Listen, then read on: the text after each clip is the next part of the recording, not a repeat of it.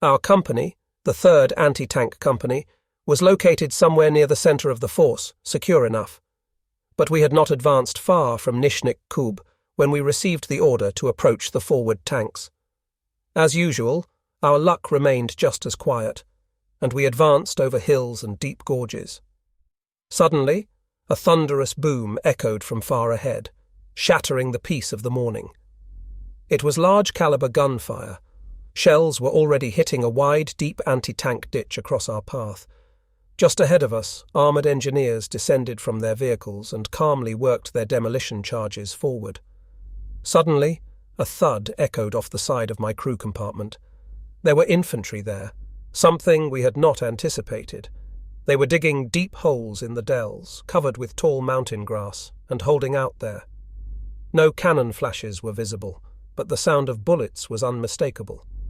Fascinated, I looked through my telescopic sight as a senior officer stepped forward through the deluge of fire, completely without cover, and placed explosive charges against the wall of the anti-tank pit. There was a sudden explosion. The wretches had shot my telescopic sight. When I raised my head above my gun shield, the officer was gone, literally torn apart by an explosion. The next man crawled forward and lit the fuse. Then I saw him jerk, roll over and stand still. Meanwhile, bullets whistled dangerously over our heads, and I had to duck. Evidently an enemy platoon was paying special attention to us, probably because, being on the far left, we were the best target. Heavy shells began to fall continuously around us, and I watched enviously as the tanks closed their hatches while we were exposed above and behind. Then the first charge exploded, and a moment later the second, and then another. How the engineers had managed it in the midst of such fire was a mystery to me. The first tanks were already crossing the ditch, which had failed to stop our advance.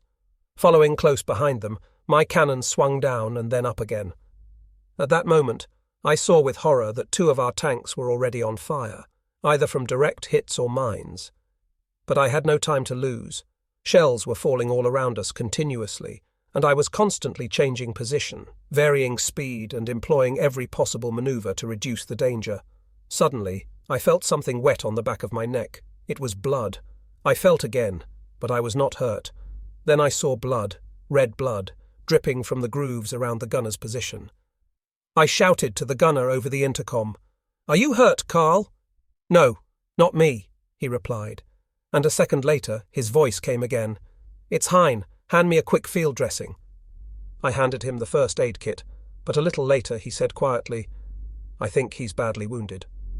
We were so engrossed in the situation that we didn't realize we were being shot at and were using him as a focal point. Suddenly, we heard an explosion. The bastards had smashed my telescopic sight.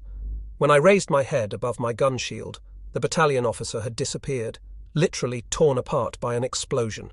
The next man crawled forward and lit the fuse. Then I saw him give a jerk, roll over and stand still. Meanwhile, bullets whistled dangerously over our heads, and I had to duck. Immediately the radio operator, who was also manning the helmet machine gun, shouted something. "Something's moving over there," he said. He swung his machine gun and fired several rounds. Then, cursing, he stopped. One of the invisible snipers had shot him in the right arm. I jumped down again. We then pulled up alongside the commander's vehicle. Hal Sturmführer Erk was furious. "Get back as fast as you can and wait on the combat trains. You will find them near Nizhny Kub." We turned at full speed. I was surprised to find that we had advanced a good 9 kilometers, and the infantry was still far behind at Nizhny CB as we moved back on our own. The whole camp suddenly seemed to come alive, and we were met with a barrage of fire. Red Army soldiers appeared everywhere. Despite their wound, the radio operator opened fire with the machine gun and fired at them, leaving a trail of bodies behind us.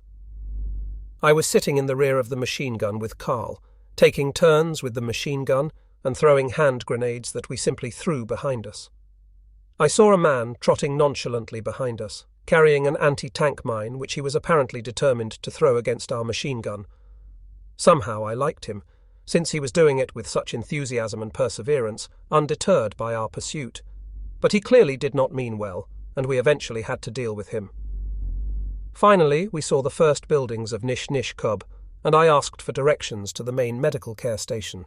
Hein was still alive when we pulled him out, but he was gone when the doctor bent over him in shock. I received his belongings, including the 2 photographs, but his letter was never written. The 2 wounded members of my crew remained at the medical care station, and it wasn't easy to leave them behind. "Damn my luck," Carl repeated angrily. The radio operator asked me several times not to be angry with him, saying he would rather have stayed with the machine gun. Tired and depressed, the driver and I pulled out and found the combat trains not far away in a gorge. Just as we decided to rest, the first bombs began to fall. Toward evening, 3 replacements showed up to join the new machine gun crew. Shortly thereafter, the spies ordered us to accompany the ration trucks to the front after dark. After some minor clashes on the way, we finally arrived back at the front with the 2 heavy trucks. Our unit had formed a defensive hedgehog in a large cornfield. Miraculously, the first salvos of Stalin's organs fell without causing the slightest damage. I slept soundly and dreamlessly. At dawn, we were on the march again. The wide valley was shrouded in fog, and the hilltops glowed a fiery red. The oil town of Malgobek began to take shape on the slope of the Drehugel Berg in front of us. A large white house stood out in the darkness, illuminated by the first rays of the rising sun. The fuel tanks stood hidden in shadow. Below, in the valley to the right of Malgobek, stood Sopin, standing sentinel-like in front of the narrow gorge that formed the gateway to the Georgian military road. How many hundreds or even thousands of years had the soldiers marched, driven or ridden along this road? How much blood had been soaked in this fertile land? The sun hung big and red in front of us, and the mechanized infantry advancing into battle in their vehicles sang the old soldier's song of a red dawn lighting the way to an early grave. About a mile ahead, a T-34 appeared, then another. Our lead tanks stopped and a shell whistled through the morning air. It was a direct hit, and the first Soviet tank burst into flames. We advanced at full speed, with the 3rd Company behind our leading tanks on the left flank. In front of us, 50 Russian tanks came into our view, then 100. Finally, relief came. The hour of decision had arrived, and we were ready for a big battle. The Russian armour was steadily reinforced as more and more tanks appeared from their hiding places. They had been waiting for us since 8:20 in small defiles behind the houses and Hast stacks, as they advanced towards us and opened fire. The surrounding hills suddenly came alive. Artillery, anti-tank and anti-aircraft guns unleashed a hail of shells of all calibers into the midst of our force. Great fountains of earth rose up in the midst of our ranks, but my gun still had no work to do. I was still quiet on the left flank. I looked critically at the entire length of my sector, including the town on Dr. Holberg, which at this time was slightly to the rear of our left flank. Suddenly, I saw a flash just to the right of the White House, a muzzle flash. Out of habit, I counted 1, 2, 3. In 5, the projectile landed 3 meters to our left, staggering the gun. I quickly shifted my position to the left. Another flash from above, and I counted again. The shell landed about 10 meters to our right this time. A moment later, the company commander rushed by in his command vehicle, and I informed him of the enemy fire from Malgobek. He burst out laughing. "You are crazy. Malgobek has been in our hands since early this morning," he said, shaking his head at such ignorance from an artillery commander. Another flash from above, and I changed position again, this time backing up. The shell landed in the exact spot where we had been before. Soon, I could identify at least 3 batteries firing at us from above. A little later, the commander approached again. "You were right, damn it! The infantry regiment that attacked the city this morning was badly decimated in their assault. You'd better open fire on Malgobek's batteries for the time being.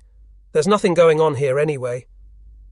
We pivoted in place, by which time our driver downstairs was beside himself. "What the hell is going on up there? Are we falling back? There's no one worse in a tank battle than the driver. With only his narrow viewport to see through, he can never know what's going on. And worse, he can never get a true feel for the battlefield." At this point, of course, we had to expose our unprotected rear to enemy attack. We fired round after round in rapid succession against the high hill. Our rounds soon hit the White House and finally the advanced battery. We saw debris flying through the air all the time. I had to change positions at increasingly frequent intervals because the remaining enemy guns were obviously concentrating all their efforts on finishing us off. During a brief lull in the fire, I took the opportunity to take a quick look around. Things didn't look too good. About 30 of our guns and tanks were on fire. There was also a seemingly thriving fire on the enemy's side, but to make matters worse, at least 300 T-34 were massing against us. Then the loader reported, "3 more rounds, that's all." I stiffened in my shooting fever. I had completely forgotten the need to economize and had fired all our ammunition. Now we were in quite a mess. I immediately maneuvered to the commander to report. The commander said nothing. I offered to pull back and reload to the top, but he shook his head. "The ammo carriers will be here any minute," he said. "Try to keep going as best you can until then, and don't stay in one place too long or they'll track you down." We ran around the battlefield for a while. It's not a pleasant feeling having to hang around as a fifth wheel and act as a target in a shooting gallery for the enemy. A few minutes later, the driver reported laconically, "Fuel for another 10 kilometers at the most." I looked desperately around for the ammunition holder, but it was still nowhere in sight. In fact, it had been destroyed long before without our knowledge. The news about the fuel was the straw that broke the CAMEL's back. Could a piece of shrapnel have hit our fuel tank? But whatever it was, it didn't matter. We were finished. A little to our left, I saw a depression in the ground and moved the gun to its lowest point, about 3/4 of a meter, and we stopped there. "Well, gentlemen," said the gunner with grim humour, "make yourselves comfortable." I crouched down at my post and frantically tried to think of a way out of there. No matter how hard I tried, I couldn't think of anything. A shadow fell over me and I looked up and saw number 2, a young recruit fighting his first battle, looking enviously at my post, which was better protected against shrapnel than his. "Would you mind switching places?" I asked him quietly. "I want to move up a little." He nodded quickly and descended as I made my way to the gunner's position. We didn't say anything, and I didn't have anything to say either. We were both in our second year in the East and knew full well what our situation meant. Next to the seat the recruit had left was a crumpled, cheap novel. I picked it up and opened it. The red light in the bar alternated with blue and green in a majestic play of colours, and the soft music created an atmosphere of delicate refinement. I smiled and read on. Explosions of shells were bursting all around us, and shrapnel was whizzing past in a frenzy of destruction. But I was absorbed in my world of cheap novels. Suddenly, I felt a tremendous blow to my stomach and was lifted into the air for an instant. I saw the gunner flying next to me and a fiery inferno below. When I hit the ground, I realized it had been a direct hit. Lying dazed on the fuel-soaked earth, I saw the young recruit frantically trying to free himself from the flaming machine gun, but he fell back into the sea of flames as I jumped, ammunition and exploding grenades forcing me back to the ground. Near me, I heard a groan. I looked around and saw the company commander crawling on the ground, bleeding and drenched in sweat. "What's going on?" he asked weakly. I pointed to the burning machine gun. "How many rounds do you have in your gun?" I asked. I didn't understand. "The usual, 16, he replied, and pointed to the Soviet tanks that had come within a couple of 100 yards and were full of mounted infantry. Our tanks were falling back, right in front of us. There was a narrow puddle filled with fuel, about 1/2 meter wide and about 30 centimeters deep. Crawling through it, the commander was having a hard time. We later discovered that he had 14 shrapnel fragments in his shoulder. Our progress was painfully slow. Meanwhile, our tanks launched an immediate counterattack and managed to drive the Russians nearly a kilometer away, despite their numerical superiority. In response, the Russian batteries redoubled their fire, which reached an absolute frenzy with shells falling in unbroken succession and shrapnel whistling and crackling just above us. We dared not even raise our heads to look around us. We finally reached a depression where the mechanized forces had gathered. We sighed with relief as we joined them. Soon after, a large formation of about 80 aircraft appeared on the horizon and approached us. At last it was time. Another sigh of relief ran through the ranks. But then a frail voice said, "Reds." It was true. We hadn't recognized them. They were Americans, part of the first American supplies to Russia. A second later, the first plane began its ground attack, and machine gun bullets began pounding into our ranks, the bombs howling and opening great gaps in the crowd of people below. For those minutes or hours, that terrifying eternity, we lay rigid on the ground, hands clenched, awaiting death. The wounded men screamed, 20 meters in front of us and another 20 behind us. Many stopped crying. They were the lucky ones. Finally, the skies were empty. 2 German fighter planes flew overhead. You didn't know whether to laugh or cry. We had long since exhausted all our bandages. Then we crawled over piles of dead and wounded. The enemy fire did not cease for a second, and in their advance I picked up a machine gun from a neighbouring company that was damaged. As we advanced, a few tank shots followed, but fell short. I wiped the blood from my face, some of my own from some shrapnel scratches I had received, and some of my comrades'. When I looked in a mirror, I shuddered in horror. My face was completely blackened from the blast, and slightly scorched from the hot oil or fuel. I didn't notice anything when the machine gun stopped on Nish Curb. I fell exhausted and stayed where I had fallen. I was completely exhausted, but not the KK company commander, who, despite his 14 shrapnel fragments, picked up a couple of repaired machine guns from the maintenance company, found crews for them, and went to the aid of our hard-pressed comrades.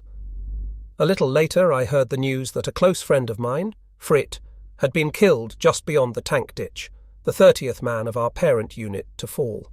Our division lost about 1,500 men in the fighting around Malbec and Sopin, and the graves by the tank ditch became a small city of the dead.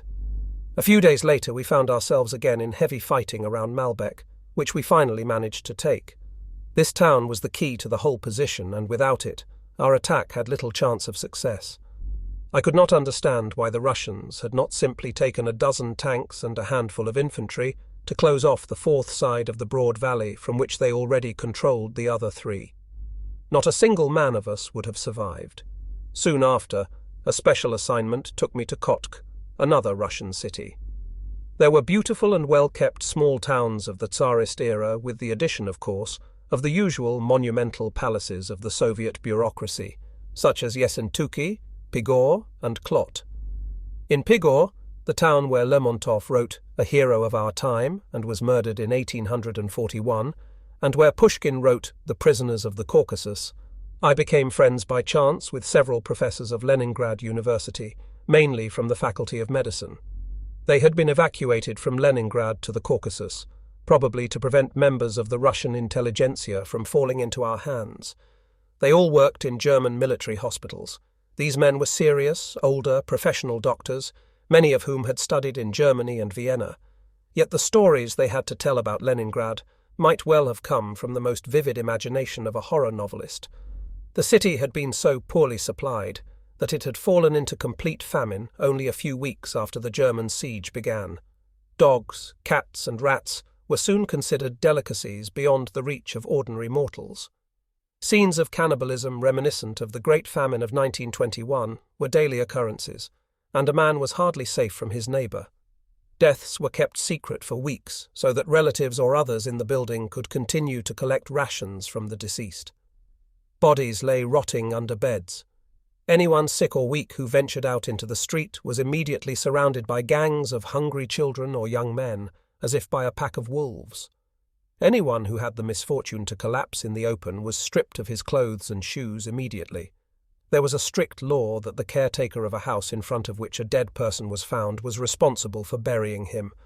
The result was that most of the caretakers kept a constant vigil, and as soon as someone died, they quickly stripped the body of all its belongings and dragged it to the next house to burden the neighbour with the job that everyone had become too weak to do.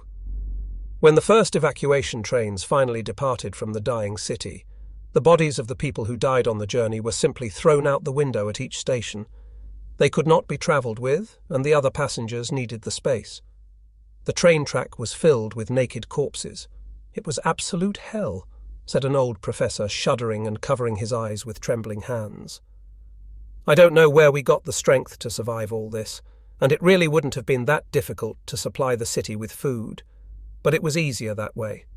Only the privileged and the army were needed to stay alive.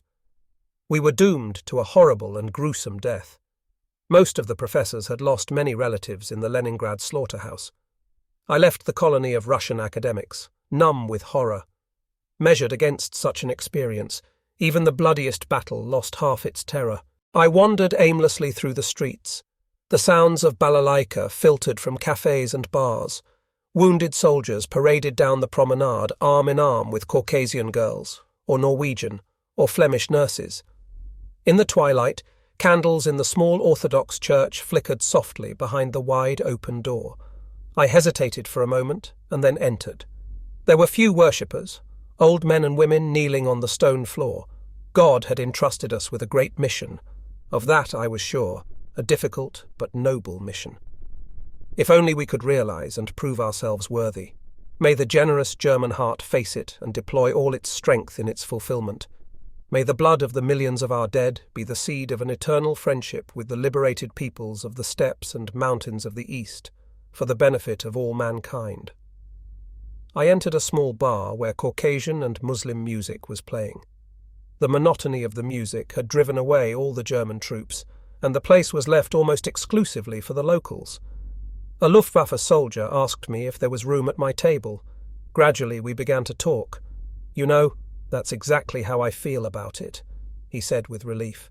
"I've just returned from leave in Western Germany, where my father-in-law runs a large munitions factory. The Russian women workers there, most of them Ukrainian, are housed in barracks surrounded by barbed wire. These wretched women, many of whom are not even volunteers, were brought to Germany with grandiose promises, but they are kept in seclusion as convicts, only allowed to leave in pairs under escort, as if they were in an orphanage. It's complete madness.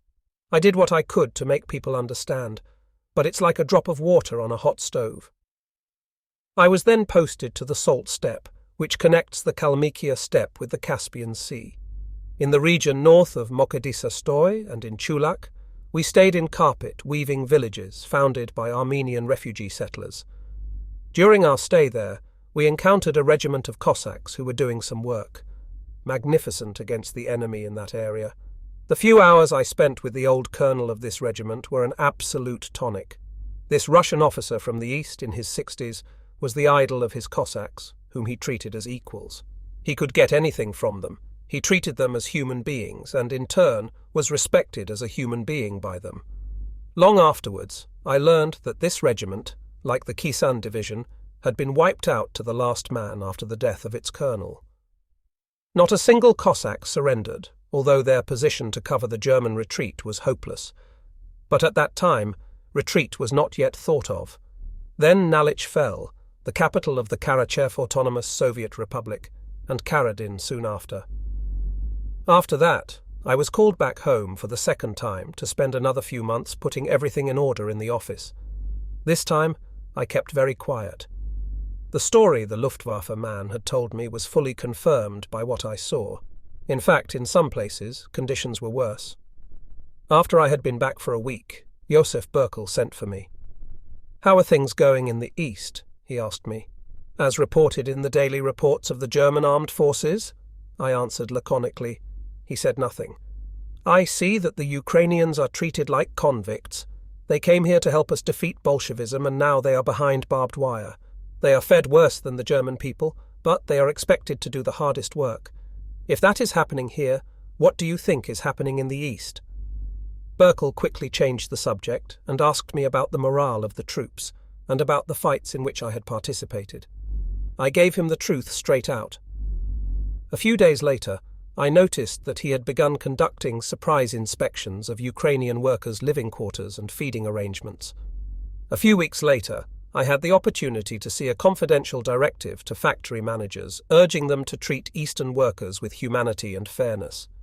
He became increasingly friendly with me each time we met, and we had frequent and long conversations, almost invariably about the East. Like me, I was hoping for a new turn in the situation there. I soon realized that he was considering a plan to replace the nefarious Erich Koch in the Ukraine, a project that would have been beneficial to Germany but never came to fruition, being destroyed on the rocks of partisan intrigue. I was relieved, however, to have managed to win over at least one man, who, while not at the top, undoubtedly wielded great influence. I noticed for the first time that the old, reliable German nationalists were finally beginning to think independently and to apply their thinking critically to events.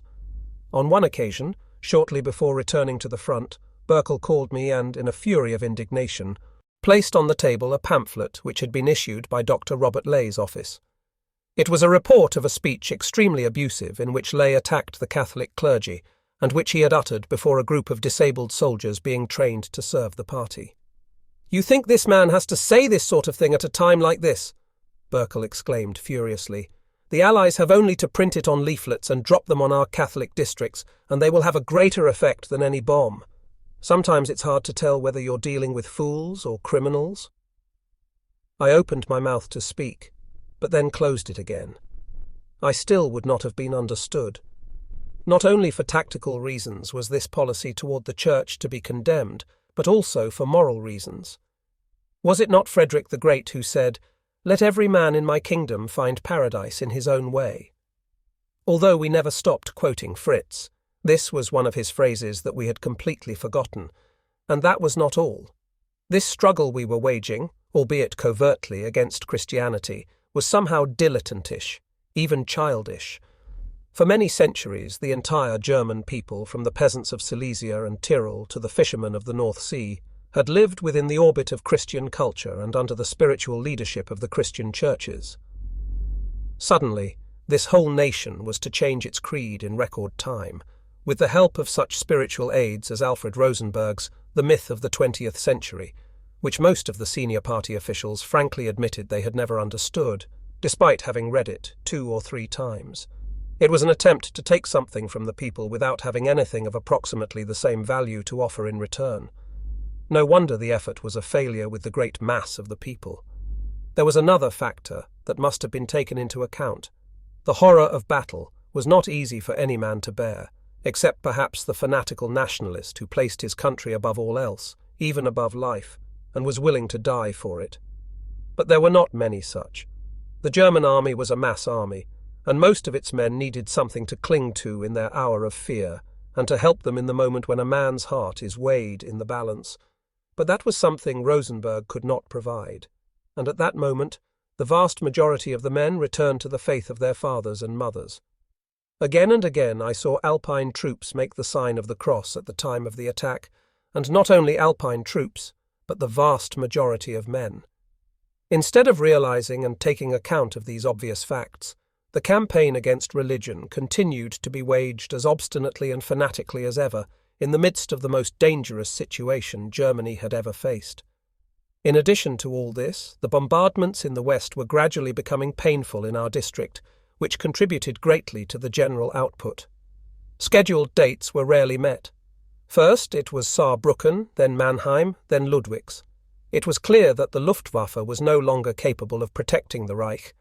I was discussing this one day with a friend of mine who, as Untersturmführer in Himmler's entourage, was responsible for air war reporting.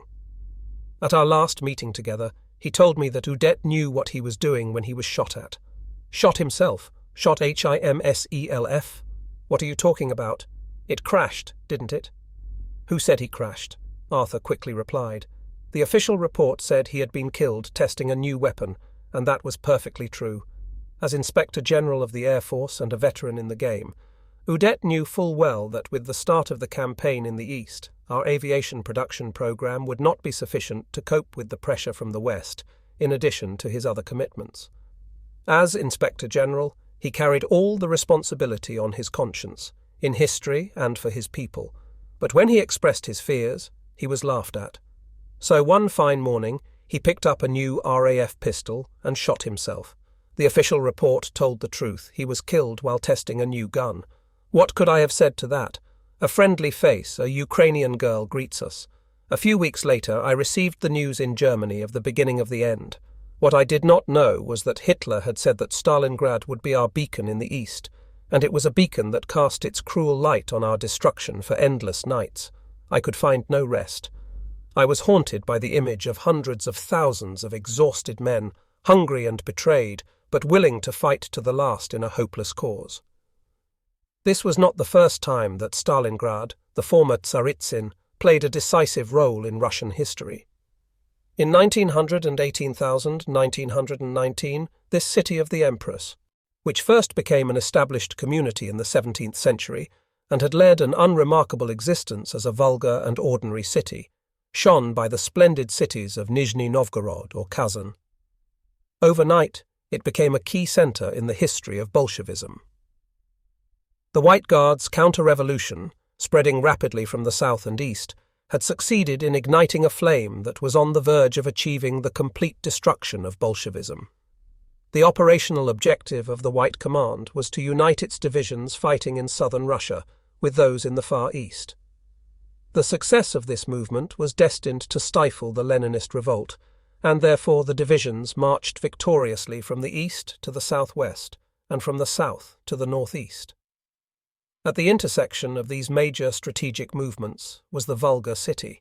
For the Bolshevik leaders, the battle for this small town, which at that time had barely 60,000 inhabitants, was of decisive importance, even if the soldiers did not realize it. But the Bolshevik leaders knew what was at stake. They had assessed the situation and realized that the future of their revolution would be decided one way or another in this small town on the banks of the Volga. If the White Armies succeeded in joining forces, the fate of Bolshevism would be sealed, its power would be broken, and the pain and fury of the Russian people would sweep over its followers like a hurricane. So Lenin appointed 2 special commissars with extraordinary powers and sent them to Tsaritsyn with personal instructions. Joseph Stalin as his special envoy and Verilov as his military commissar. Fate decided against the Tsarist generals and their divisions, perhaps because they had not understood the importance of the battle, or perhaps because the fickle gods of war were more benevolent to them. That day, towards the Red troops, whatever it was, Bolshevism was saved and the counter-revolution lost. What followed was nothing but a succession of fights, persecutions, and retreats. As a result, the city of Tsaritsyn was renamed Stalingrad in honor of Lenin's special envoy, and later became an industrial center on the Volga River.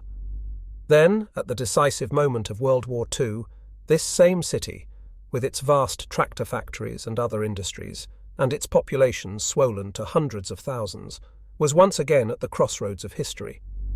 The 2 generals destined for this genocidal struggle, General Paulus and Marshal Rokossovsky, faced each other once again.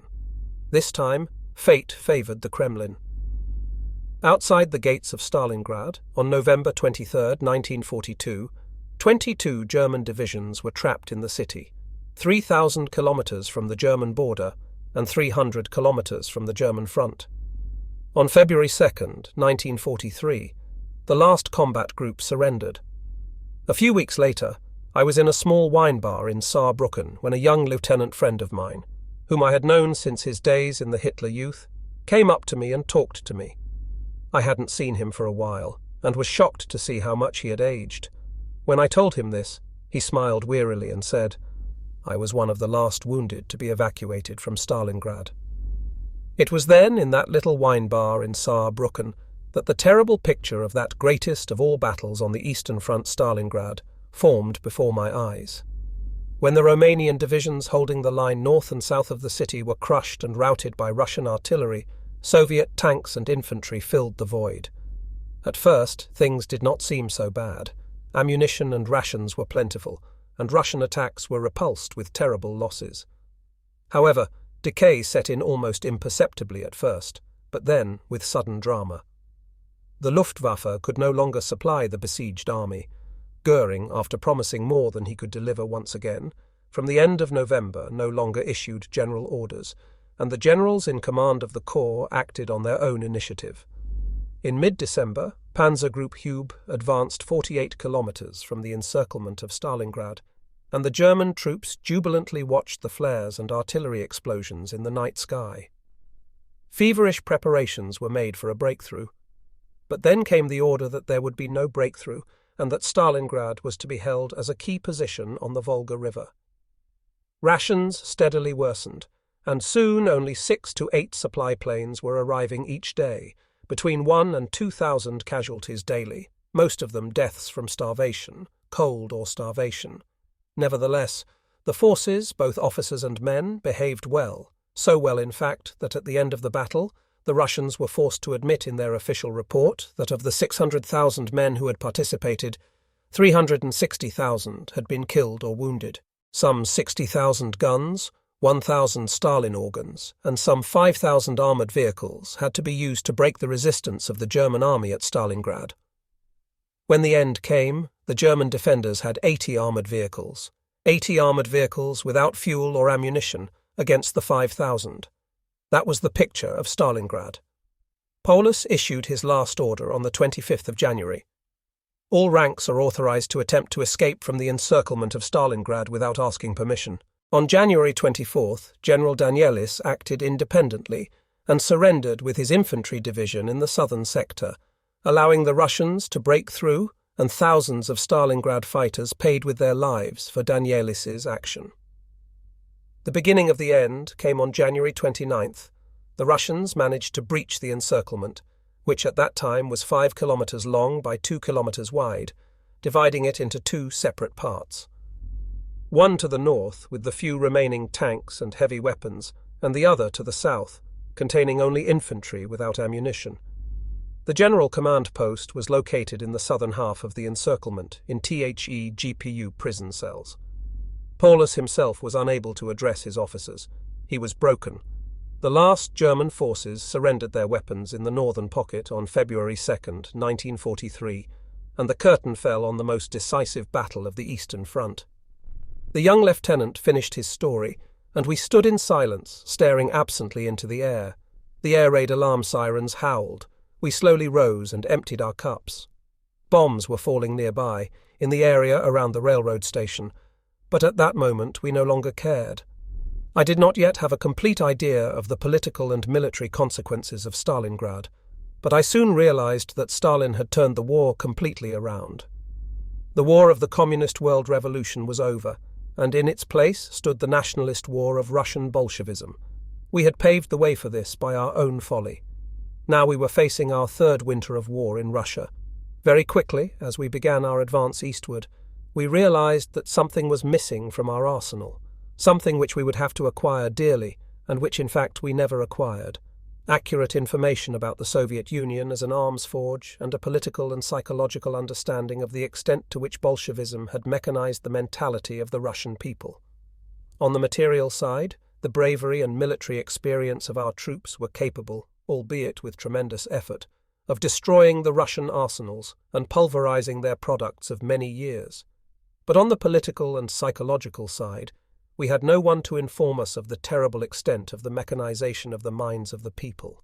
We were faced with a new problem. In the beginning, Bolshevism used the masses of people delivered to it in its hermetically sealed laboratory to demonstrate to the world the thesis of materialism. It subordinated all life, no matter the cost, to the demands of a doctrinaire revolution. But the road became all too familiar.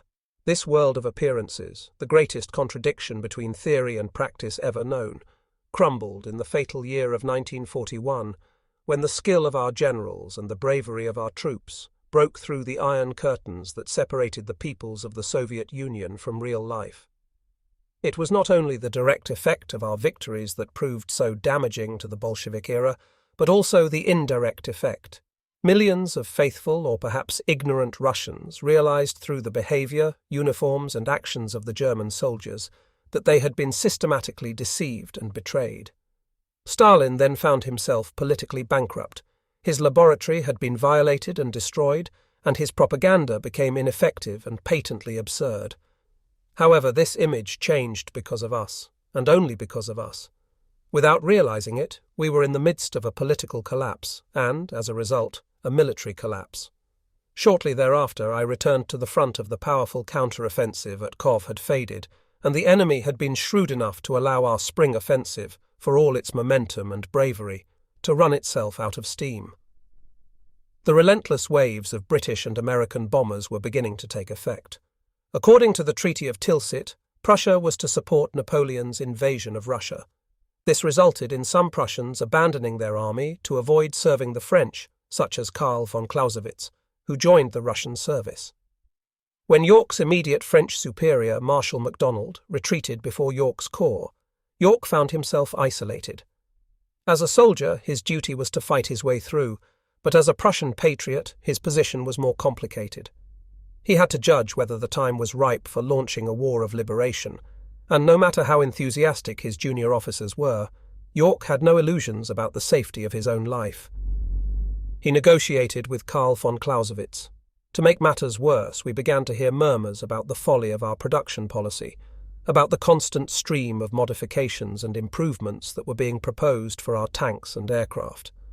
To be sure, these new tanks far outclassed those of the enemy, who continued incessantly to produce his old T-34.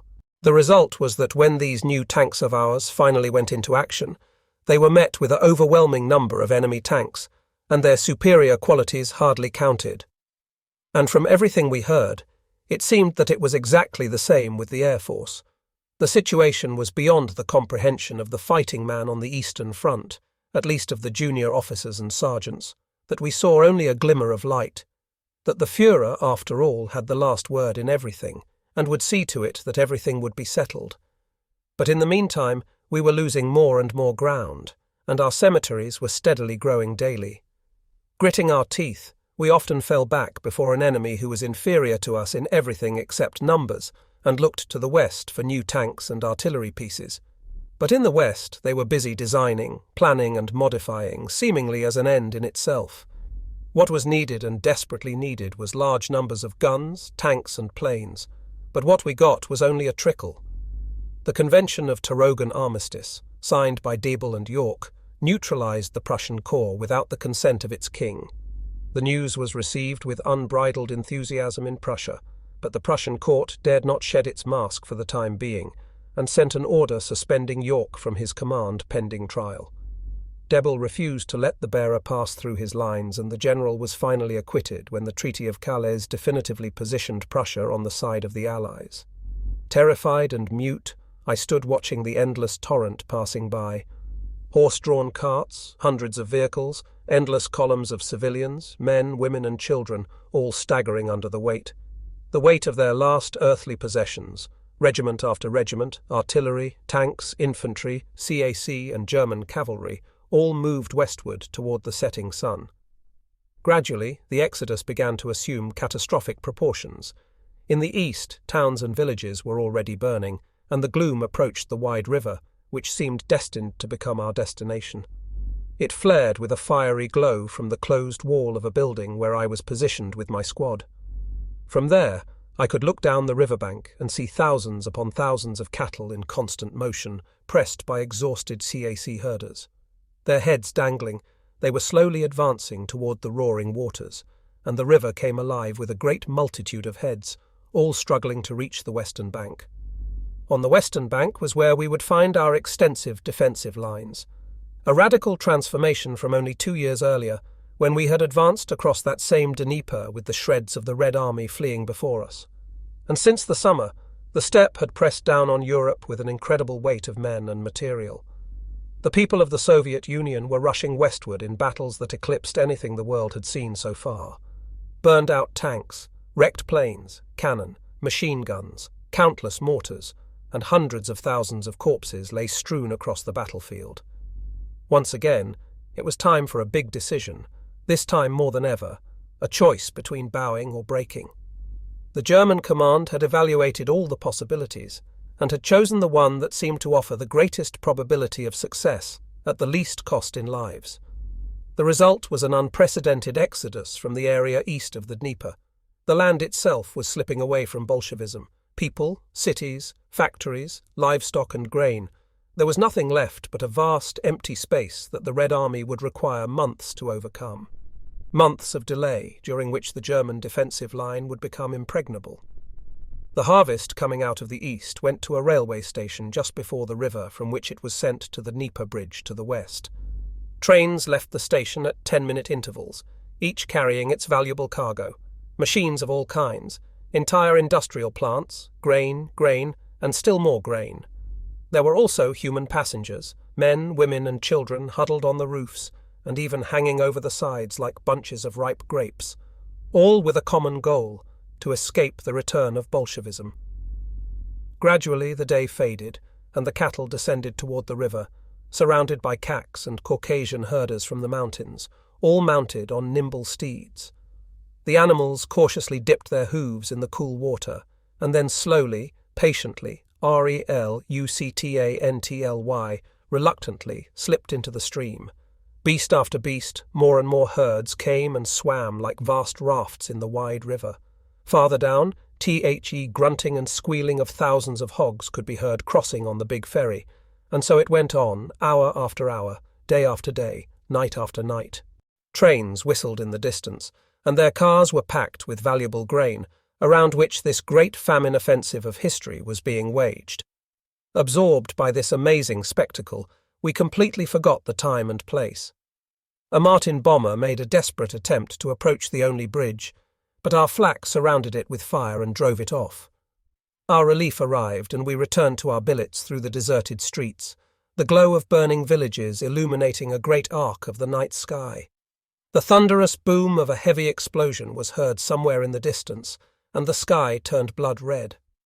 That night, our forces withdrew in accordance with their orders, leaving the enemy to follow in the morning, advancing into nothingness, without villages, without towns, without humans or beasts, and most serious of all, without the grain they so desperately needed, advancing into a desolate void that was to stop their offensive. The success of our retreat to the Dnieper was complete, and only very few of our men fell into the hands of the enemy. The days of our real losses were yet to come. On the western bank, however, a terrible surprise awaited us.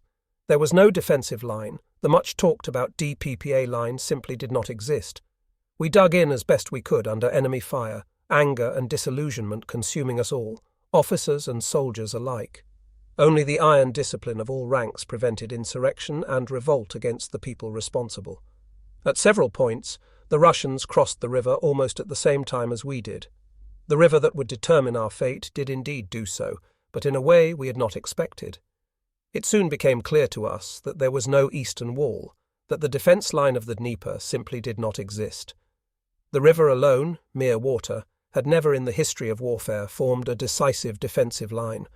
Our leaders had built their hopes on sand in the most literal sense of the word, and our blood alone would stop the flood. Still, in those days of retreat, far more than in the advance to victory, the German soldier on the Eastern Front showed his true stature. The retreat, how often had we felt the hot breath of panic spreading through the ranks of the enemy before that fatal cry was uttered. We had always been the ones advancing on all fronts, north and west, southeast and south, and especially in the east, chasing the defeated enemy to bloody defeat. Then, when we had to retreat for the first time during those bleak winter days of 1941, we also felt the horror of retreat. Even our later offensives, which carried our flag still farther into the vastness of the East, could not erase that fear from our memory. The fear that retreat brings to every man, whether general or private. Later we understood that we had become soldiers during those days of fear and hardship. Soldiers who had seen and overcome the final horror of war. Finally, we recognized that much of what we had regarded as proof of victory, such as advancing several hundred miles east or west, was not really conclusive. We saw that this war, which had long since passed its limits, embraced possibilities of every conceivable kind, both in our favour and against us, possibilities that went unnoticed during our years of conquest. We put aside our ideas of an easy victory, our illusions of a war already won. We no longer counted achievements as before, but began to quietly and humbly observe the rules under which this deadly game between the enemy and us was played. This new knowledge was more than an incident in a soldier's memory. It was the prerequisite for our future actions as a nation, and it came at just the right time. The political defeat we had experienced in the South after our military crisis there demanded of us supreme courage, capable of facing the truth, however difficult it might be. We stood firm without letting the circus of politics around us affect our spirit. In those circumstances, the spirit of absolute dedication to duty carried us through all fronts, through all confrontations, guerrilla warfare, battles of attrition. And an event which a year before would have plunged the victorious German armed forces into a surge of emotion was now registered by the German soldier with distaste but without surprise. The news from a successful response from us were treated as a matter of course. End of form, end of form. So much for today's video. Remember to subscribe and leave your like so we keep bringing content for all of you. See you next time.